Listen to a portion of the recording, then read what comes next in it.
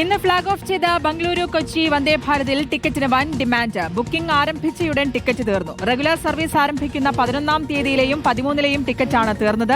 ലേബി സജീന്ദ്രൻ നൽകും വിശദാംശങ്ങൾ. ലേബി, ഇങ്ങനെ ഒരു സർവീസ് വരുന്നു എന്ന് കേൾക്കുമ്പോൾ തന്നെ അത് അനിവാര്യമാണെന്നുള്ളൊരു അഭിപ്രായമാണ് എല്ലാ കോണുകളിൽ നിന്നും ഉയർന്നിരുന്നത്. അത്രയധികം മലയാളികളുള്ള സ്ഥലമാണ് ബംഗളൂരു.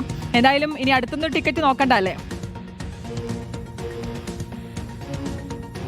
ശ്രുതി, തീർച്ചയായും ഇന്ന് അതിന്റെ ട്രയൽ റൺ എന്ന് തന്നെ പറയാം. ഇന്ന് ഫ്ളാഗ് ഓഫ് ചെയ്തെങ്കിലും ഇന്ന് അങ്ങോട്ട് പ്രധാനപ്പെട്ട അതിഥികളുമായ ഒരു യാത്രയാണ്. സർവീസ് തുടങ്ങുന്നത് 11-നാണ്.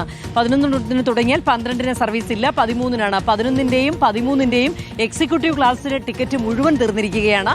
AC ചെയർക്കാരന്റെ ടിക്കറ്റിനും വൻ ഡിമാൻഡാണ്, അതും തീർന്നുകൊണ്ടിരിക്കുന്നു.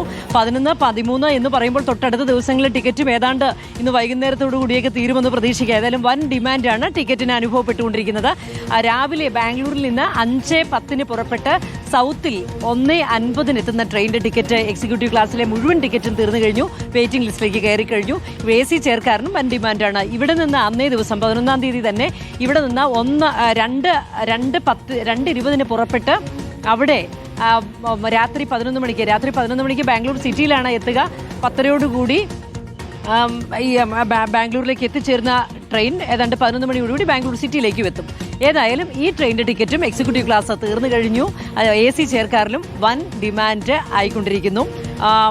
ഇതിന്റെ ബാക്കി 2,980 രൂപയാണ് എക്സിക്യൂട്ടീവ് ക്ലാസ്സിലേക്കുള്ള ടിക്കറ്റിന്റെ നിരക്ക്. 1,615 രൂപ AC ചെയർക്കാരനും. രണ്ടിലും ഫുഡ്. ടിക്കറ്റ് എടുക്കാൻ ആലോചിക്കുന്നവർ, വന്ദേ ഭാരതിൽ യാത്ര ചെയ്യാൻ ആലോചിക്കുന്നവർ ഉടൻ തന്നെ ടിക്കറ്റ് എടുക്കുന്നത് നല്ലതായിരിക്കും. വൻ ഡിമാൻഡാണ് ടിക്കറ്റിനെന്നാണ് ലേബി സജീന്ദ്രൻ റിപ്പോർട്ട് ചെയ്യുന്നത്.